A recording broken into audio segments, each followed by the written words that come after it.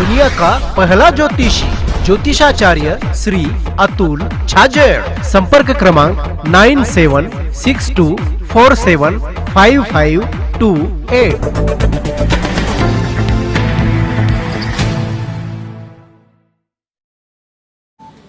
मैं 2 दिन के अपने दूसरे प्रवास में महाराष्ट्र के दौरे पे रहा। कल मैं राव साहब दानवे के इलाके में कैंपेन किया और आज मैं अपने पुराने मित्र स्वर्गीय गोपीनाथ मुंडे जी के इलाके में, जहाँ मैं बराबर जाता रहा, तो मैं ईद में पड़ली में सभा करने जा रहा हूँ। जी आवाज़ बढ़ेगी धीरे धीरे। कल की जैसी आवाज़ नहीं आ रही। हाँ, कल बहुत आवाज़ थी। अच्छा, आप लोग सभा में थे क्या? जी नहीं, आवाज़ जी नहीं है। जिनको बोलना नहीं आता उनको चीखना आता है, मुझे बोलना आता है। भाषण की शैली अलग होती है और पत्रकार वार्ता अलग होती है, क्योंकि माइक यहाँ नहीं है। श्रेष जी की दिक्कत है कि अच्छा वो वाला नहीं है, एक माइक भी यहाँ रखते। आज माहौल ऐसा है कि मैं जहाँ भी जा रहा हूँ, क्योंकि मैं पार्टी के लिए करीब करीब सारे प्रदेश में कैंपेन कर रहा हूँ। मैं बंगाल गया हूँ, मैं केरल गया हूँ, मैं उन सब इलाकों में, राज्य के आंध्रा में, तेलंगाना में आज यहाँ हूँ। फिर मैं कल के बाद जम्मू कश्मीर भी जाऊँगा, तो कश्मीर से कन्याकुमारी तक पार्टी के लिए प्रचार में लगा हूँ। और मैं ये दावा कर सकता हूँ कि नरेंद्र मोदी जी की सुनामी बह रही है और नरेंद्र मोदी जी पूरी ताकत से फिर से प्रधानमंत्री बनेंगे, इसमें कोई शक की गुंजाइश नहीं। नरेंद्र मोदी जी के नेतृत्व में देश आगे बढ़ रहा है, देश तरक्की कर रहा है। जो नए वोटर हैं, जो पहली बार वोटर बने हैं, उनके मन में सिर्फ मोदी, और जो हमारे पुराने वोटर हैं उनका मजबूत हुआ है विश्वास हम पर। मैं मानता हूं कि महाराष्ट्र में भी नरेंद्र मोदी जी का काम और यहाँ देवेंद्र फडणवीस जी का काम, हम विकास के मुद्दे पर चुनाव के मैदान में हैं। हम समाज के हर वर्ग को लेकर चल रहे हैं। हमारे विरोधी गाली गलौज पे उतर आए। राहुल गांधी जी ने शुरू से ही अपने कैंपेन को, अपने अभियान को गाली गलौज मर्यादा तोड़कर कैंपेन को किया है और इसका खमियाजा कांग्रेस को भुगतना पड़ेगा। कांग्रेस जितनी पिछली बार थी उससे भी उसकी सीटें घटने वाली, और यही कारण है, उसका पहला प्रमाण है कि राहुल गांधी जी ने अमेठी छोड़ दी, क्योंकि अमेठी में भी वो पराजित होने वाले, इसलिए वायनाड गए। और राहुल गांधी जी ने अमेठी पर जब उनको भरोसा नहीं है, तो उत्तर प्रदेश में जितने उनके उम्मीदवार हैं उनको खुद पर भरोसा नहीं रह गया। कई जगह दिखावे के लिए वो अलग अलग चुनाव लड़ रहे हैं, लेकिन सबका मकसद एक है कि वो नरेंद्र मोदी जी को हटाना चाहते, लेकिन देश की जनता नरेंद्र मोदी जी को लाना चाहती। और पब्लिक पल्स जो है, मैं क्योंकि साउथ नॉर्थ सब जगह घूम कर आया हूँ, मैं आपको कह सकता हूँ कि देश मोदी को खोने को तैयार नहीं। ये देश इकट्ठा एकजुट है, लेकिन जिस तरह से भाषा की मर्यादा इस चुनाव में टूटी है, ऐसी मिसाल कभी नहीं। आजम खान ने जिस तरह की भाषा नरेंद्र मोदी जी की पार्टी के लिए, भारतीय जनता पार्टी के लिए और जयाप्रदा जी के लिए बोली, एक नहीं अनेक, आजम खान जब भी मुंह खोलते हैं उनके मुंह से विष निकलता है, वो सिर्फ जहर उगलते हैं। और उनको, चुनाव आयोग को, ऐसे उम्मीदवार को पूरे चुनाव तक ही डिबार करना चाहिए, क्योंकि आजम खान की कितनी कंप्लेन करें, सुबह से शाम तक उनकी ज़बान से कोई ऐसी बात नहीं निकलती जिस पर एतराज़ न हो।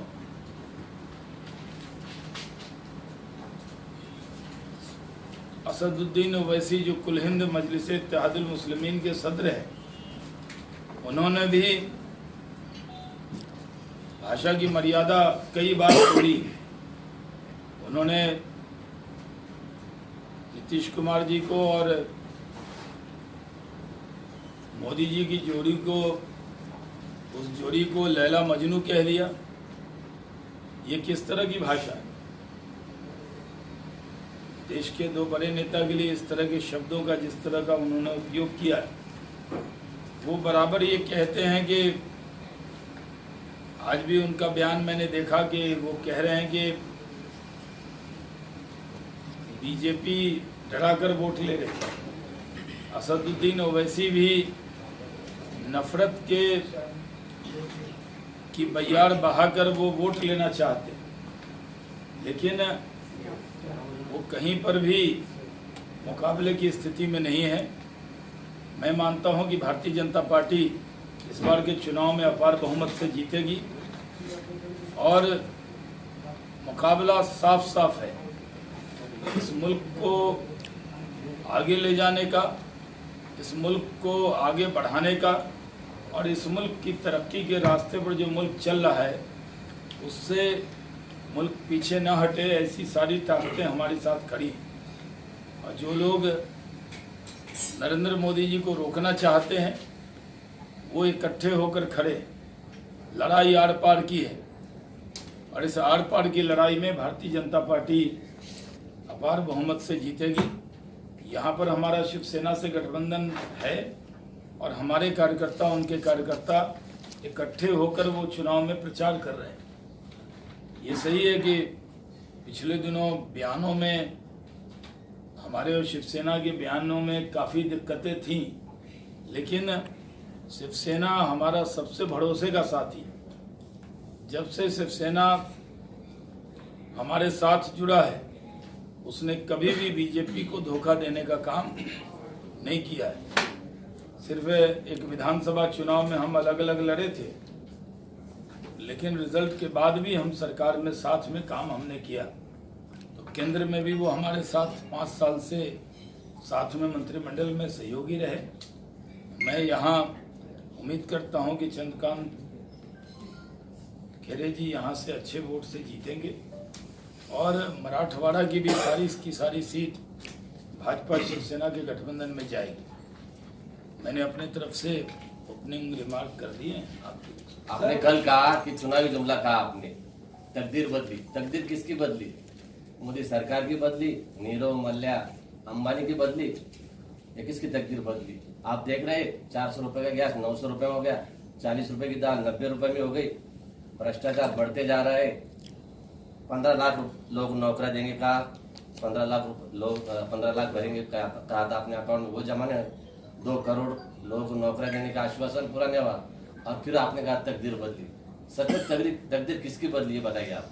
शाहनवाज साहब, इससे मेरा एक सवाल जुड़ा है कि राज ठाकरे जो महाराष्ट्र के नेता है वो सारी आपकी जो है तो स्थिति से अवगत करा रहे हैं लोगों को कि पहले क्या कहा था मोदी जी ने, बाद में अब क्या कहा है। तो इस बावजूद आप कह रहे हैं कि मोदी जी की लहर है महाराष्ट्र में, तो मतलब ठीक है, आप कुछ वंचित आघाड़ी और ये की चलते नुकसान होगा, बीजेपी को फायदा होगा। अपनी राय रख रहे हैं या सवाल कर रहे हैं? नहीं, मतलब बता रहा हूँ आपको। तो राज ठाकरे जी का ये जो बयान है उससे क्या आप जो बातें कही हैं, मेरे यहाँ वो एजेंडा आता है और जो बातें राहुल गांधी जी ने कल कही हैं, ये आरोप आपका है या राहुल गांधी का है? नहीं, पत्रकार का आरोप। आप क्या नियत से सोचते हैं वो आपकी जिम्मेदारी। नहीं, आपने पूरी गिनती गिना दी ना।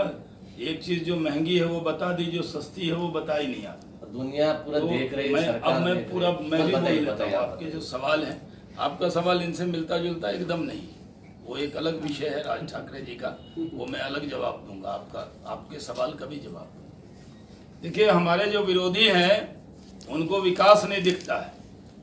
वो 15 लाख रट रहे हैं। नरेंद्र मोदी जी ने 72,000 राहुल गांधी कहते हैं। हमने कहा कि हर गरीब आदमी जो बीमार हो जाएगा उसको 5 लाख देंगे। क्या कांग्रेस या MIM या बीजेपी विरोधी या मोदी विरोधी कह सकते हैं कि हम 5 लाख इलाज की गारंटी नहीं दे रहे हैं? एक व्यक्ति को अगर वो बीमार हो जाए तो 5 लाख तक के इलाज की गारंटी, चाहे वो कोई हो, किसी जात का हो, धर्म का हो, मजहब का हो, राज का हो, सबकी चिंता हम कर रहे हैं। जो खुदरा और थोक महंगाई दर है वो इंडेक्स काफी न्यूनतम स्तर पे है। इसकी स्टडी आपको करनी चाहिए। एक आइटम बढ़ गया होगा, एक घट गया होगा, लेकिन सूचांक जो है, जो इंडेक्स माना जाता है खुदरा और थोक महंगाई दर, वो न्यूनतम स्तर पे है। हमने महंगाई कम की है। हमने 8 करोड़ परिवार को गैस सिलेंडर पहुंचाने का काम हमने किया है। हमने इस देश में जहां पर बिजली नहीं पहुंची थी, ऐसे 18,000 गांव में नरेंद्र मोदी जी ने बिजली पहुंचाने का काम किया है। हमने 16 करोड़ लोगों को मुद्रा लोन देकर स्वरोजगार डेवलप करने का काम किया है। हमारे 23 करोड़ लाभार्थी हैं जिनके लिए हमने उनकी जिंदगी में बेहतरी का काम किया है। हमने इस देश की इकोनॉमी को जो 11वें स्थान पे थी, आज दुनिया की 6ठी इकोनॉमिक पावर बनाने का काम किया है। नरेंद्र मोदी जी के नेतृत्व में जमीन से लेकर आसमान तक हमने भारत के तिरंगे को ऊंचा करने का काम किया है। हर क्षेत्र में देश आगे बढ़ा है, देश ने तरक्की किया है। जो हमारे विरोधी हैं, जो हमारे समर्थक हैं, जो भारत का भला नहीं देख रहे हैं, वो हमारे विरोध में इसी तरह के तर्क दे रहे हैं। जहां तक नीरव मोदी या विजय माल्या का सवाल आपने पूछा, ये सब कांग्रेस के जमाने में पैसा डकार गए और मोदी के डर से भाग गए, लेकिन एक भी बचेगा नहीं। सबको पकड़ पकड़ कर यहाँ लाएंगे। वो राहुल गांधी जो खुद बेल पर हैं, वो उनको मानना चाहिए कि जो खुद बेल पर हों वो इस मुद्दे को उठाकर वो क्या संदेश देना चाहते हैं। हम इस देश में कोई ऐसा पैमाना नहीं है।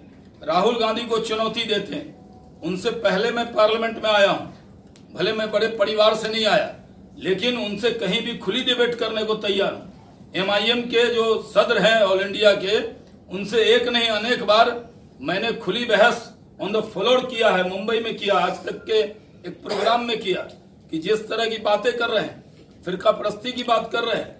पूरे देश में दंगा फसाद कम हुआ है।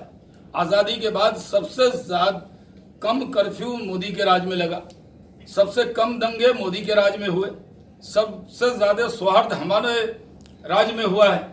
1-2-4 घटना जरूर घटी है, वो एक आध राज्य में 2-4 घटना हुई है, इसको लेकर पूरी सरकार को बदनाम नहीं किया जा सकता। मैं मानता हूं 100% खड़े उतरे हैं मोदी अपनी 5 साल के परफॉर्मेंस में, और हम अपने परफॉर्मेंस के नाम पर चुनाव के मैदान में जा रहे हैं। फिर क्या वजह है अंतरिक्ष आपका सवाल और एक ही क्वेश्चन सबको जी, आप किसको आपने जो पूछा राज ठाकरे जी का, ये सर वो उनका क्वेश्चन है, मैंने पहले कमिट कर लिया। बोलिए। जी जी, पूछे, उसका सवाल है। मैं सुन लिया। देखिए, हर चुनाव में पार्टियां अपने लिए प्रचार करती हैं। राज ठाकरे जी पिछली बार भी प्रचार ही कर रहे थे, इस बार भी प्रचार ही कर रहे हैं, तो वो उनका विषय है। वो उनको हम में कमी और लोगों में जो दूसरी पार्टी है कांग्रेस NCP, उसमें खूबी दिखती है, तो ये उनके चश्मे का नज़र है। और हमारी नज़र ये है कि हमने विकास किया है, और जिन मुद्दों पर वो आज सभा कर रहे हैं ये उनका हक है, वो करते रहें, कोई फर्क पड़ने वाला नहीं। भूतपूर्व मुख्यमंत्री ने 2 दिन पहले कहा कि मोदी जी जेल में जाएंगे, इसलिए इसी तरह की भाषा बोलते हैं। मैं कह रहा हूं कि कांग्रेस पार्टी राहुल गांधी, महात्मा गांधी के सपने को पूरा करेंगे। महात्मा गांधी जी ने कहा था कि कांग्रेस को भंग कर देना चाहिए। ह्यूम ने ये पार्टी बनाई थी, और इतिहास में लिखा जाएगा कि राहुल गांधी जी ने इसको समाप्त कर दिया। इसी तरह की भाषा बोल बोल कर ये हालत कांग्रेस की हो रही है। और जहां तक आपने पूछा कितने लोगों को जेल में डाला, तो जेल में कोर्ट डालती है कि हम डालते हैं? हम तो मामले को अदालत तक पहुंचाते हैं, किसी को बेल मिलता है, किसी को जेल मिलता है। तो जितने मामले अदालत में हैं, अदालत में हम तो हस्तक्षेप नहीं कर सकते। सर कांग्रेस के को बोलते हुए सभी का जवाब तो मुझे नहीं देना है, क्योंकि मैं ऑल पार्टी का प्रवक्ता नहीं हूं, मैं तो बीजेपी का ही प्रवक्ता हूं। लेकिन हमारे यहाँ से योगी जी ने मायावती जी को रिस्पॉन्ड किया था धर्म के नाम पर। कहीं योगी जी ने नहीं कहा कि हिंदुओं इकट्ठे हो जाओ। मायावती जी ने कहा था मुसलमानों इकट्ठे हो जाओ, इकट्ठे होकर वोट डालो।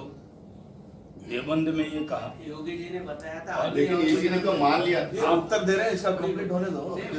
उनको सर इतना है तभी तो पार्टी ने प्रवक्ता बनाया है। मैं तो पूरा ही कर रहा हूँ आप ही की बात।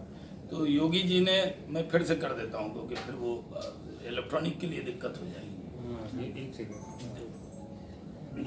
पहले मायावती जी ने धर्म के नाम पर वोट मांगने की कोशिश की। उन्होंने देवबंद में मुसलमानों से कहा कि मुसलमानों इकट्ठे हो जाओ और इकट्ठे होकर उनके गठबंधन के वोट दो। उससे पहले यूपी में न योगी जी ने या किसी ने धर्म के नाम पर वोट मांगा, और योगी जी ने सिर्फ यही कहा था कि हमारे ऊपर बजरंग बली का आशीर्वाद है। तो एक हिंदू होने के नाते जो जो आस्था, मेरे से अगर पूछेंगे तो मेरे पर क्या है, तो मैं कहूँगा मेरे पे खुदा का करम है। और श्रीश जी से पूछेंगे तो कहेंगे, इनको ये कहेंगे बजरंग बली का आशीर्वाद है। लेकिन अंदाज तो वही है, जो जिस आस्था को मानता है उसके बारे में कहता है। लेकिन चुनाव आयोग ने संज्ञान लिया, हम चुनाव आयोग का सम्मान करते हैं। रोज नई खबरों को देखने के लिए हमारे औरंगाबाद समाचार चैनल को सब्सक्राइब कीजिए और नोटिफिकेशन पाने के लिए हमारे बेल आइकन को दबाइए ताकि हर खबर की नोटिफिकेशन आपको मिलती रहे।